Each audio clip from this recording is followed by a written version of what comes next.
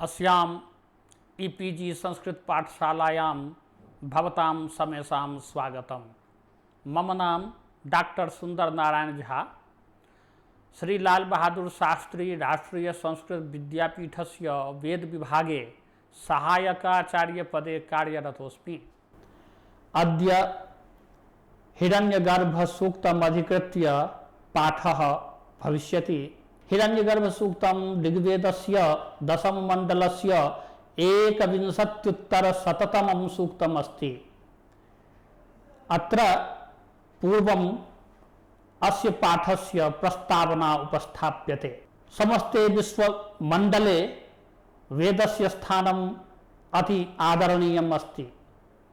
वेद इति शब्दश्रवणेनैव चतस्रीणां संहितानां बोधो भवति। ऋग्वेद संहिता, यजुर्वेद संहिता, सामवेद संहिता, अथर्ववेद संहिता च। वेद इति पदम् आद्युदात्तो यदा भवति तदा ग्रंथवाची भवति।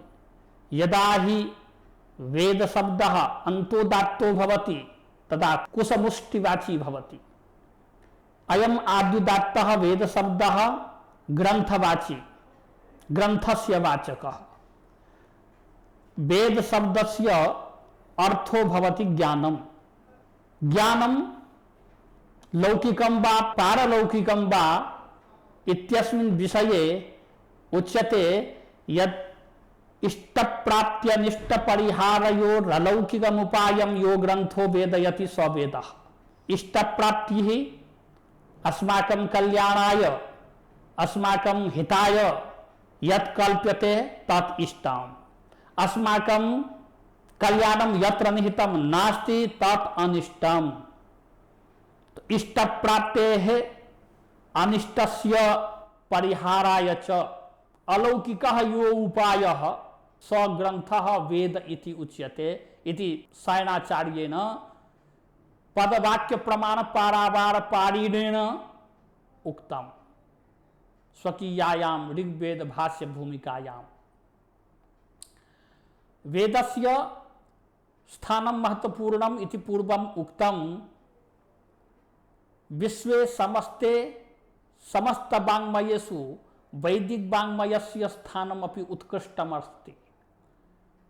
वेदाध्ययनेन सर्वमपि ज्ञानं प्राप्तुं शक्यते, यतो हि भगवता मनुना प्रोक्तं वेद विषये सर्वज्ञानमयो हि सः। सः इत्युक्ते वेदः सर्वज्ञानमयः। सर्वाणि ज्ञानानि विज्ञानानि च अस्मिन् वेदे निहितानि सन्ति। समस्त संसारस्य यानि ज्ञानानि तानि अत्र वर्तन्ते इति सर्वज्ञान प्रतिपादकत्वात् वेदस्य महत्वं वरीवर्ति। वेदे चतस्रः संहिताः वेदानां सन्ति इत्यपि पूर्वम् उक्तम्। तत्र ऋग्वेदस्य स्थानं महत्वपूर्णं वर्तते, यतो हि ऋक् इति पदस्य अर्थः भवति ऋच्यते स्तूयते यया सा ऋक्। अत्र देवतानां स्तुतिः वर्तते। अतएव देवतानां स्तुतिप्राधान्यानां ऋचां समुदायः एव ऋक् इति पदेन बोध्यते। सा ऋक् एव ऋचा भवति।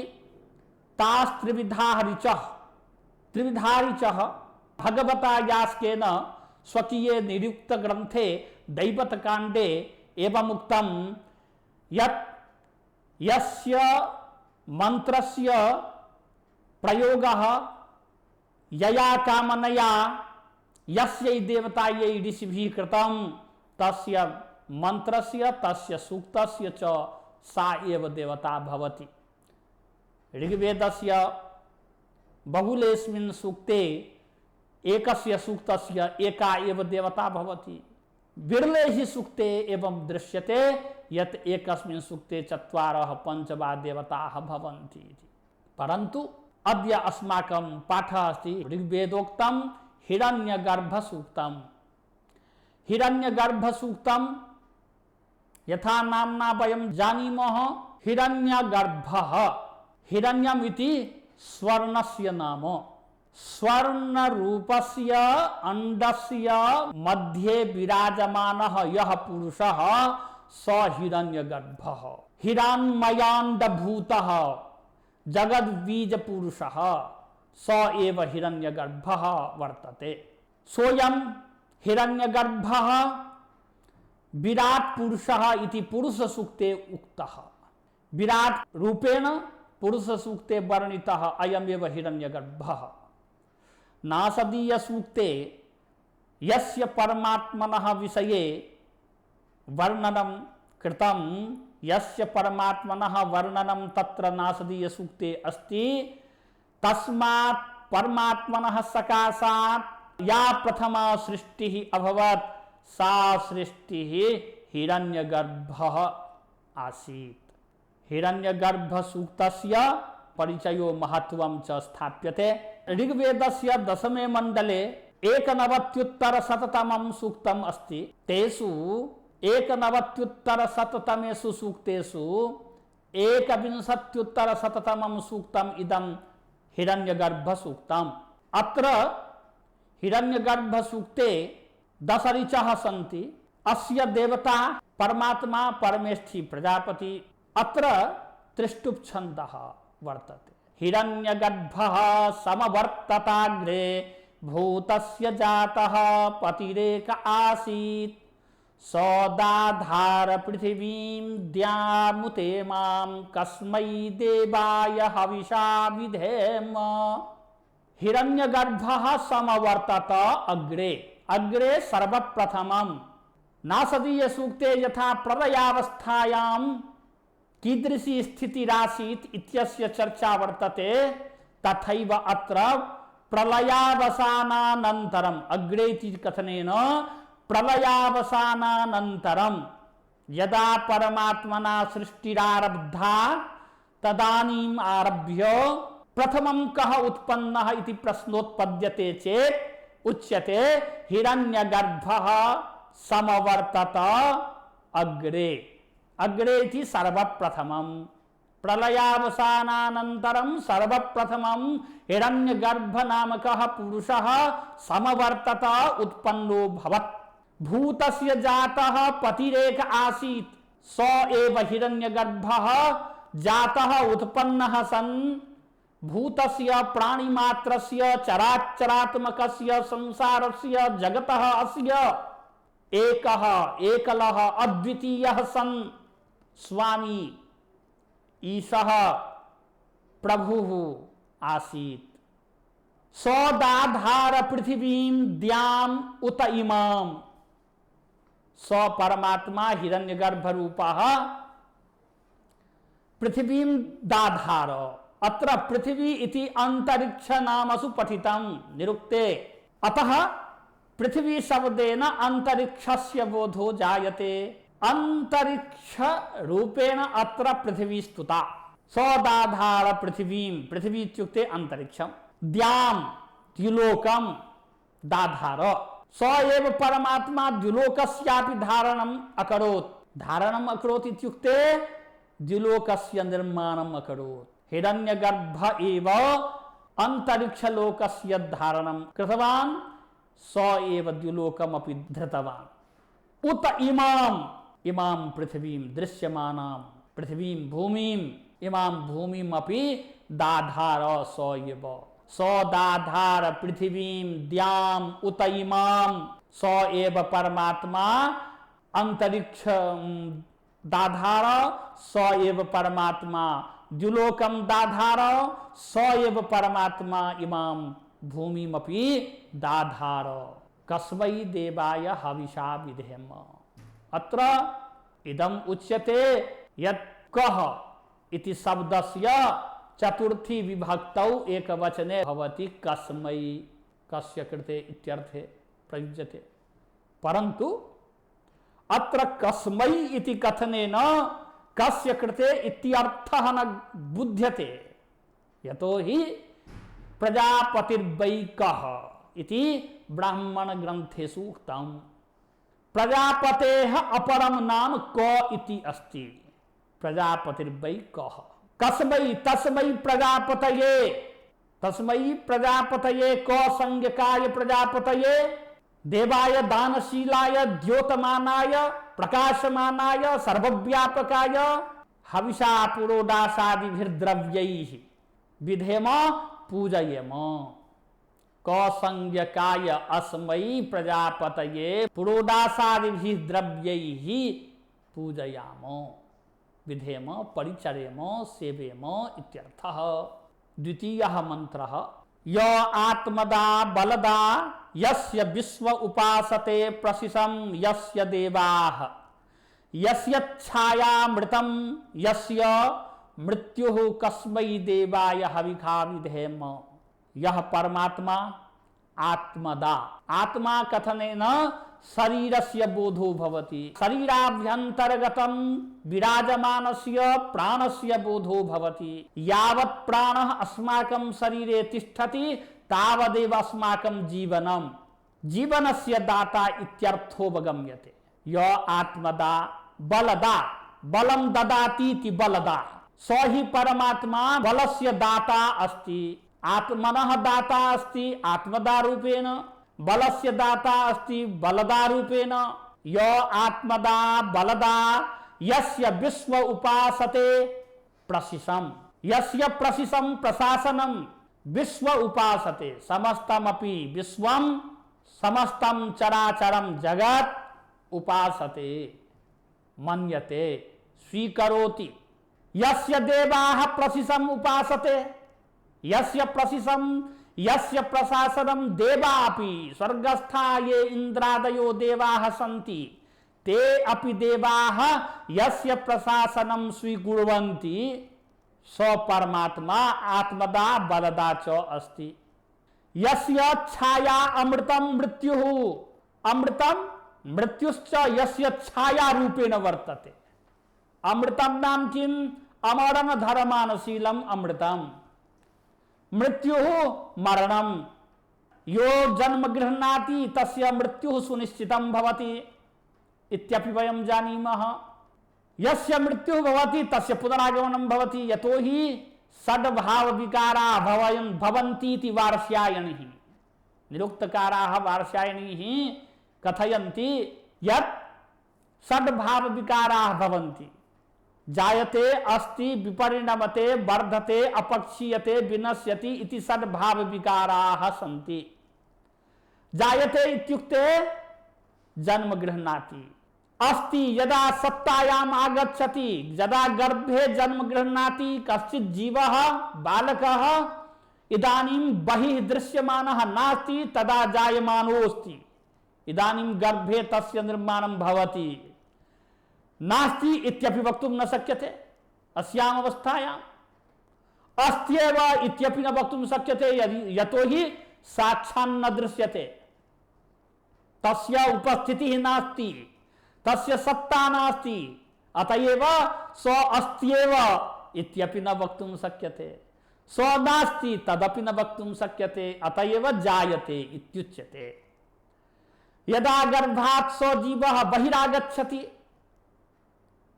अत्र जन्म गृह्णाति, तस्य शरीरम अस्माभिः दृश्यते, तदानीम् अस्मिन् लोके तस्य सत्ता भवति, अतएव तदानीम् उच्यते अस्ति।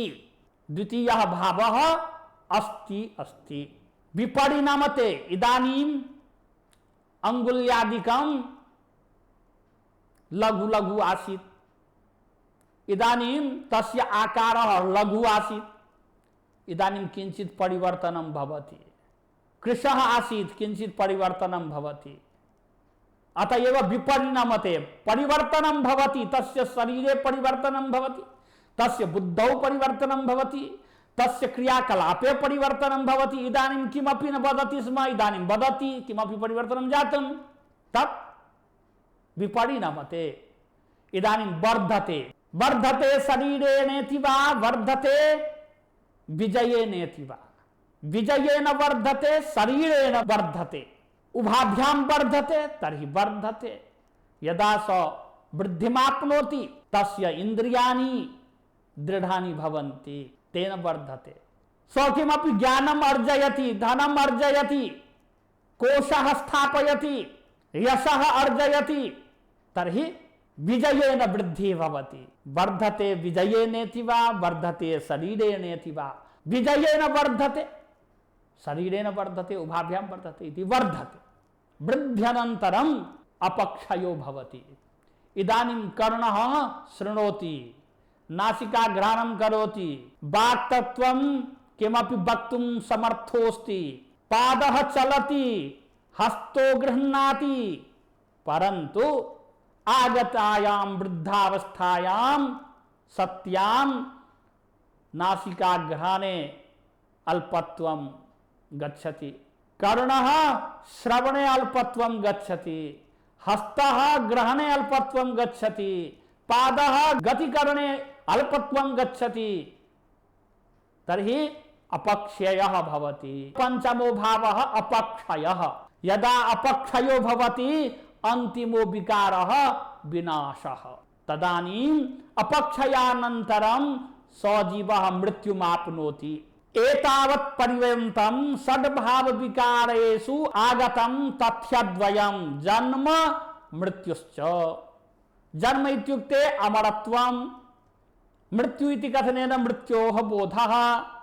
स जन्म मृत्यु इति उभे अपि तस्य परमात्मनः छायारूपे स्तः। यस्य छायामृतं मृत्युः कस्मै देवाय हविषा विधेम। तस्मै कौसंज्ञकाय अस्मै देवाय दानशीलाय हविषा पुरोडासादि द्रव्येन विधेम परिचरेम सेवेम इत्यर्थः। तृतीयः मंत्रः यः प्राणतो निमिषतो महित्वैक इद्राजा जगतो बभूव य ईशे अस्य द्विपदः चतुष्पदः कस्मै देवाय हविषा विधेम। यह परमात्मा प्राणतः प्रश्वसतः श्वासं गृह्णतः निमिषतः अक्षिपक्ष्म चलनं कुर्वतः महित्वैक इद्राजा जगतो बभूव स्वकीयेन माहात्म्येन। महित्वा स्वकीयेन माहात्म्येन एकः इत् राजा जगतः बभूव। अस्य जगतः एकः अद्वितीयः राजा प्रभुः बभूव आसीत्। एकलः स एव अस्य संसारस्य स्वामी आसीत्, ईश्वरः आसीत्। स एव अक्षिपक्ष्म चलने वर्तते, स एव प्रश्वासे वर्तते। यः प्राणतः निमिषतो महित्वैक इद्राजा जगतो बभूव य ईशे अस्य द्विपदः। अस्य द्विपदः यः ईशे द्विपादयुक्तानां पुत्र पौत्रादि प्रजानां मनुष्यादीनां द्विपादयुक्तानां यः ईशे स्वामी अस्ति। चतुष्पदः गवास्वादीनां चतुष्पादयुक्तानां जीवानां यः ईशे स्वामी अस्ति। य ईशे अस्य द्विपदश्चतुष्पदः कस्मै देवाय हविषा विधेम। कस्मै इत्युक्ते कौसंज्ञकाय अस्मै देवाय दानशीलाय हविषा पुरोडासेन विधेम परिचरेम इत्यर्थः अवगम्यते। चतुर्थः मंत्रः अस्ति हिरण्यगर्भसूक्तस्य यस्ये मे हिमवन्तो महित्वा यस्य समुद्रं रसया सहाहुः यस्ये माः प्रदिशो यस्य बाहु कस्मै देवाय हविषा विधेम। यस्य परमात्मनः इमे हिमवन्तः। हिमवन्तः पर्वताः हिमालयादयः। हिमालयादिषु पर्वतेषु हिमाः भवन्ति, अतएव हिमवन्तः पर्वताः एते उक्ताः। यस्य इमे हिमवन्तो महित्वा यस्य समुद्रं रसया सह आहुः। यस्य महित्वा यस्य परमात्मनः माहात्म्यम् इमे हिमवन्तो पर्वताः हिमालय सदृशाः कथयन्ति गायन्ति प्रकाशयन्ति। तथा च रसया सह समुद्रम् आहुः। समुद्रं रसया सह। रसा रसा नाम नदी सा अंतरिक्षे वर्तते। इंद्रलोक गमन काले रसानाम नद्याः दर्शनं भवति। अस्य उल्लेखः सर्मापणि सूक्ते सर्मापणि संवाद सूक्ते ऋग्वेदे वर्तते। तत्र अस्य विशदी चर्चा करिष्यामः। इदानीं रसया सह, रस इत्युक्ते रसो वै सः, रसः परमात्मनः नाम। रसया सह रसेन सह सर्वा अपि नद्यः विश्वमण्डलस्य समुद्रे गत्वा अस्तं गच्छन्ति, समुद्रे गच्छन्ति। समुद्रमभिप्राप्य सर्वा अपि नद्यो समुद्रवद् एव भवन्ति। अतएव रसया सह समुद्रं नदीनां जलैः सह अद्भिः सह तस्य परमात्मनः माहात्म्यम् आहुः कथयन्ति। समुद्रं रसया सह आहुः यस्य महित्वा इति।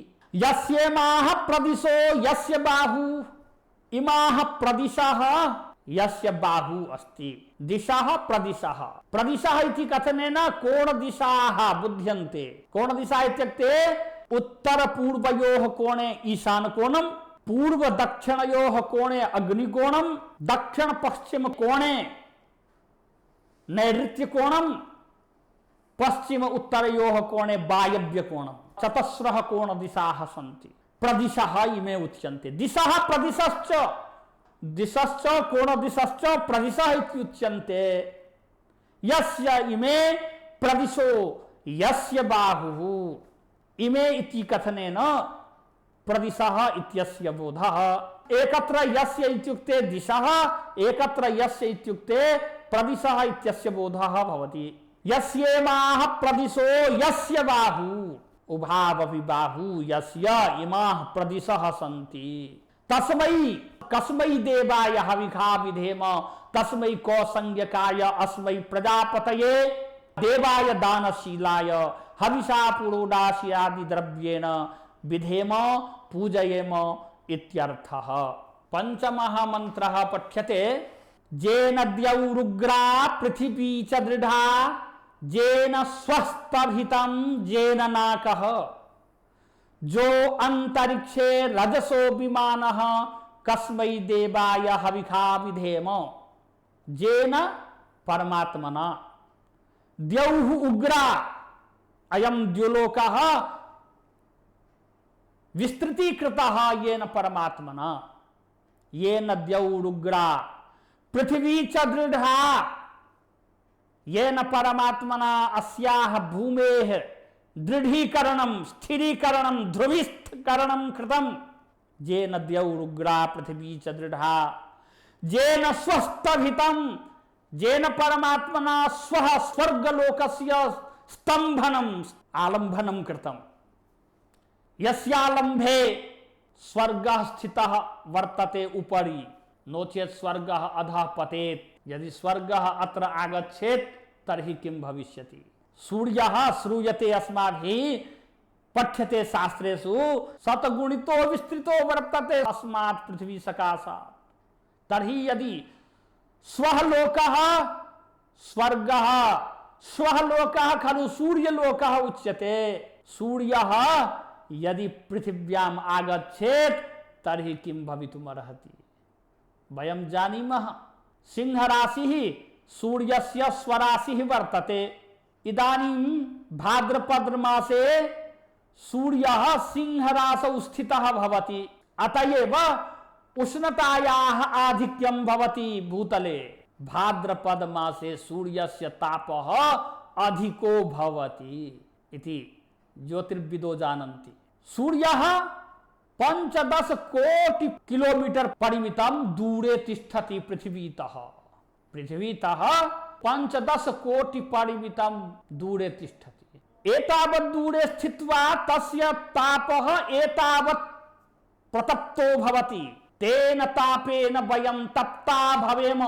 यदि सः सूर्यः अस्यां पृथिव्याम् आगच्छेत् तर्हि अस्माकं का स्थितिः भविष्यति। अतएव उच्यते येन स्वस्थभितं, येन परमात्मना तस्य स्वर्गलोकस्य सूर्यलोकस्य स्तंभनं कृतं, तत्र स्थापितं येन।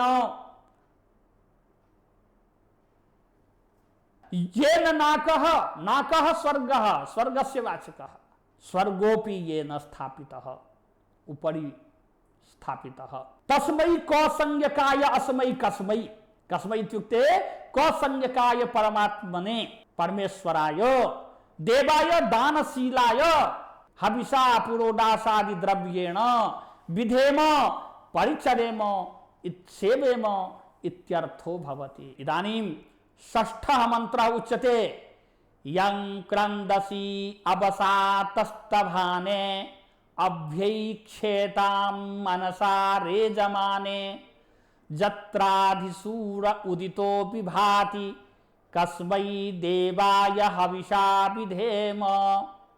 यं परमात्मानं क्रन्दसि क्रन्दसि इति कथनेन द्यावा पृथिव्योः बोधो भवति। द्युलोकश्च पृथिवीलोकश्च क्रन्दसि इत्युच्यते।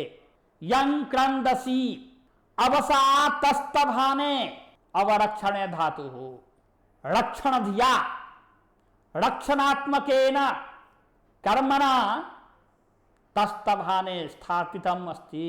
यं क्रन्दसि अवसातस्तभाने अभ्यैक्षेतां मनसा रेजमाने अभ्यैक्षेतां मनसा मनसेन्द्रियेण मनसा मनः रूपेण चक्षुषा मनश्चक्षुषा ऐक्षेतां पश्येतां यं क्रन्दसि अवसातस्तभाने अभ्यैक्षेतां मनसा रेजमाने रेजमाने इत्युक्ते प्रकाशमाने प्रकाशमाने मनसा ऐक्षेताम् अभिपश्येताम् यत्राधिसूर उदितो विभाति यत्र यस्मिन् स्थाने अधिष्ठितः सन् सूरः सूर्यः सूर इति शब्दस्यार्थो भवति सूर्यः यत्राधिसूर उदितो विभाति यत्र अधिष्ठितः सन् अयं सूर्यः विभाति प्रकाशते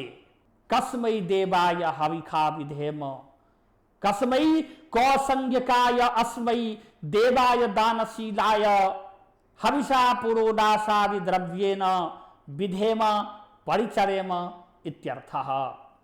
इदानीं सप्तमः मंत्रः पठ्यते आपो हजद्बृहतीर्विश्वमायन् गर्भं दधाना जनयन्तीरग्निं ततो देवानां समवर्ततासुरेकः कस्मै देवाय हविखा विधेम। आपः जलानि ह प्रसिद्धम यत् आपः आपो हजद्बृहतीर् विश्वमायन् गर्भं दधाना जनयन्ती ही अग्निम अग्निम जनयन्ती ही अग्निम उत्पादयन्ती ही आपः यद्बृहती ही आपः महत्यः आपः विश्वं दधाना अग्निम जनयन्ती ही अग्निम उत्पादयन्ती ही सती ही गर्भं दधाना विश्वस्य गर्भं स्थापयत्यः सत्यः वर्तते ततो देवानां ततः तस्मात् आपः सकाशात् देवानां समवर्ततः असुः एकः देवानाम् एकः असुः असुः इति प्राणनाम असुर्वै प्राणः इति ब्राह्मण वचनात् देवानाम् एकः असुः ततो देवानां समवर्ततासुरेकः तस्मात् आपः सकाशात् देवानाम् एकः प्राण विशेषः समुद्भूतः समवर्तत तस्मै कस्मै देवाय हविखा विधेम तस्मै कौसंज्ञकाय अस्मै देवाय दानशीलाय हविषा पुरोडासादि द्रव्येण विधेम परिचरेम इत्यर्थः। यश्चिदापो महिना पर्यपश्यत् दक्षं दधाना जनयन्तीर्यज्ञम् यो देवेक्ष्वधिदेव एक आसीत् कस्मै देवाय हविखा विधेम। यह चित् आपो यस्याः आपः माहात्म्यं पूर्वम् उक्तम् पूर्वस्मिन् मंत्रे प्रोक्तम ततो देवानां समवर्ततासुरेकः इति तस्मात् आपः सकाशात् देवानां एकः प्राण विशेषः समवर्तत इति उक्तम। यश्चित् आपः महिना पर्यपश्यत्, महिना स्वकीयेन माहात्म्येन परिअपश्यत्, परितो दृष्टवान् परितो व्याप्तो भवत्, सर्वत्र विश्वस्मिन् सर्वत्र प्रकेतं सलिलं सर्वमाइदम् इति नासदीय सूक्ते उक्तम साध्यैः देवैः। अतः आपः सर्वव्याप्तम् अभवत्। आपः शब्दस्यापि निष्पत्तिः पाणिनिना उक्तम आप्लुरि व्याप्तौ धातोः। आप्लुरि व्याप्तौ तेन सर्वव्यापकत्वम् अपः अपि सिद्ध्यत्येव। शब्द निष्पत्ति विधानात् आप्लुरि व्याप्तौ इति धातोः आपः सर्वव्यापकत्वं सिद्धमेव। यश्चिदापो महिना पर्यपश्यत् दक्षं दधाना, दक्षं दधाना, दधाना स्थापयत्यः धारयत्यः सति, आपः दक्षं धारयत्यः सति। दक्षम् इति समर्थस्य बोधकः, सामर्थ्यस्य बोधकः। सामर्थ्यं नाम कार्यं कर्तुं यद्बलं भवति तद्बलं द्विविधम्। आंतरिकं बलं शारीरिकं बलं च, उभयमपि बलं आंतरिकं बाह्यं च दक्षमित्युच्यते। आभ्यन्तरिकी स्थितिः यदा सम्यक् भवति तदा कार्यं सम्यक् भवति। दक्षं दधाना जनयन्तीर्यज्ञं, सा आपः यज्ञं जनयन्त्यः सति दक्षं दधाना सति आसीत्। यो देवेष्वधिदेव एक आसीत् स च दक्ष रूपः यज्ञः, अग्निरूपः यज्ञः, यज्ञरूपः देव विशेषः। देवेषु अधि एकः देवः आसीत्, देवेषु मध्ये एकः अद्वितीयः आसीत्। तस्मै कस्मै देवाय हविषा विधेम कौसल्यकाय अस्मै प्रजापतये हविषा पुरोडासादि द्रव्येण विधेम परिचरेम इत्यर्थः। नवमः मंत्रः मानो हिंसी जनिता यः पृथिव्या यो वा दिवं सत्य धर्मा जजानो यश्चापश्चन्द्रा बृहतीर्जजानो कस्मै देवाय हविषा विधेम। स देवः यः अद्वितीयः इदानीम् अपां सकाशात् समुत्पन्नः यज्ञरूपः अग्निरूपेण वर्णितः देवानाम् असुः विशेषः देवेष्वधि एकः देवः सः नः मा हिंसीत्, नः अस्माकं हिंसीत हिंसां मा कुर्वीत। जनिता यः पृथिव्या यो वा दिवं सत्य धर्मा जजानो। जनिता इत्युक्ते अस्माकं पौत्र पौत्रादयः प्रजाः जनिताः। तां तां प्रजां मा हिंसीत। जो वा सत्य धर्मा जजानो, दिवं सत्य धर्मा जजानो, सत्यस्य धारकः द्युलोकः, तस्य उत्पादनं यः अकरोत् सः अयं पुरुषः हिरण्यगर्भात्मकः। सोऽयं हिरण्यगर्भः अस्माकं जनिता मा हिंसीः। यश्चापश्चन्द्रा बृहतीर्जजानो, यः हिरण्यगर्भः विराट पुरुषः, आपश्च चन्द्रा च बृहती आपः। आपः सामान्यः आपः न, आपः बृहती, बृहतीः आपः चन्द्राः जजानो, महत्यः आपः जजानो, चन्द्रा च जजानो। तस्मै कस्मै कौसल्यकाय अस्मै देवाय दानशीलाय हविषा पुरोडासादि द्रव्येण विधेम परिचरेम इत्यर्थः। प्रजापते नत्वदेतान्यन्यो विश्वारूपाणि परिता बभूव जत्कामास्ते जुहुमस्तन्नो अस्तु वयगुं श्यामपतयो रयिनाम। हिरण्यगर्भं स्तौति। प्रजापते, हे प्रजापते, नत्वत् एतत् अन्यः न त्वदेतान्यो विश्वारूपाणि परिता बभूव। विश्वारूपाणि नाना रूपाणि त्वत् अन्यः कश्चिदपि प्रजापते न त्वत् अन्यो विश्वारूपाणि परिता बभूव यत् कामास्ते जुहुमः। यत् अस्माकं कामाः, ये कामाः सन्ति, तया कामनया तां कामनां प्राप्तुं वयं ते तुभ्यं जुहुमः, आहुतिं प्रयच्छामः, यज्ञानुष्ठानं कुर्मः। तेन यज्ञानुष्ठानेन प्रसन्नस्त्वं प्रसीद। तथा च अस्माकं कृते तावत् धनं प्रयच्छ येन अस्तु स्याम वयं पतयः रयिणां।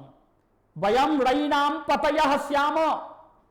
वयं सर्वे यजमानाः, ऋत्विजः, यज्ञकर्तारः, अनुष्ठातारः, सर्वेपि जीवाः अस्य संसारस्य विश्वस्य रयिणां धनानां, नानाविधानां धनानां, गुप्तधनानां, ध्रुवधनानां, चलधनानां, अचलधनानां, सर्वेषामपि धनानां पतयः स्वामिनः स्याम भवेम इत्यर्थः। इदानीं हिरण्यगर्भ सूक्तोक्त मंत्राणां पाठः संपन्नः, विषय संग्रहः क्रियते। संक्षेपिका। सूक्तमिदं ऋग्वेद संहितायाः दशममण्डलस्य एकविंशत्युत्तरशततमं सूक्तमस्ति। अत्र 10 ऋचः सन्ति। प्रलयावसानानन्तरं हिरण्यगर्भरूपः परमात्मा समभवत्। तस्यैव हिरण्यगर्भस्य अत्र स्तुतिः वर्तते। तस्य नाम्नः चर्चा अस्ति, तस्य रूपस्य वर्णनमस्ति, तस्य कर्मणः वर्णनमस्ति, तस्य बन्धूनाम् अग्निर्यज्ञादीनां वर्णनमस्ति। तस्य स्तुतौ प्रस्तुतमिदं सूक्तं हिरण्यगर्भसूक्त नाम्ना विख्यातमस्ति। स परमात्मा एकः अद्वितीयः अस्ति। स एव ब्रह्मा परपर्यायेन ज्ञायते, यतो हि ब्रह्मणः पुत्ररूपेण तिष्ठति। ब्रह्मणः सकाशात् तस्य उत्पत्तिर्जाता हिरण्यगर्भस्य, अतएव सोऽपि ब्रह्म एव। मनुना प्रोक्तं मनुस्मृतौ तदण्डमभवद्धैमं सहस्रांशु समप्रभं तस्मिन् यज्ञे स्वयं ब्रह्मा सर्वलोक पितामहः। अप एव ससर्जादौ तासु बीजमवासृजत्। इदं समस्तं जगत् तमसा अभिव्याप्तमासीत्। तदानीं प्रलयकालः। प्रलयावस्थायां तेन परमात्मना शक्तिरूपस्य बीजस्य स्थापनम् अप्सु कृतम्। अप एव ससर्जादौ अपां सृष्टिः प्रथमं कृता। अनन्तरं तासु बीजम् अवासृजत्। तासु अप्सु बीजं स्थापितवान्। स बीजः अंडरूपो भवत्। तदण्डमभवद्ध्वैमं सहस्रांशु समप्रभं तस्मिन् यज्ञे स्वयं ब्रह्मा सर्वलोक पितामहः। अतएव सर्वलोक पितामह रूपः अयं हिरण्यगर्भ नाम्ना वर्णितः पुरुषः प्रजापतिः अत्र स्तुतः वर्तते। एतस्य अध्ययनेन सृष्टि विज्ञान संबंधे यद् विज्ञानमस्ति, यद् विशिष्टं ज्ञानमस्ति, यद् रहस्यमस्ति, तस्य प्रकाशनं भवति। अतएव सर्वैरपि अस्य सूक्तस्य अध्ययनं कर्तव्यमेव। जयतु संस्कृतं, जयतु भारतं, जयन्तु वेदाः।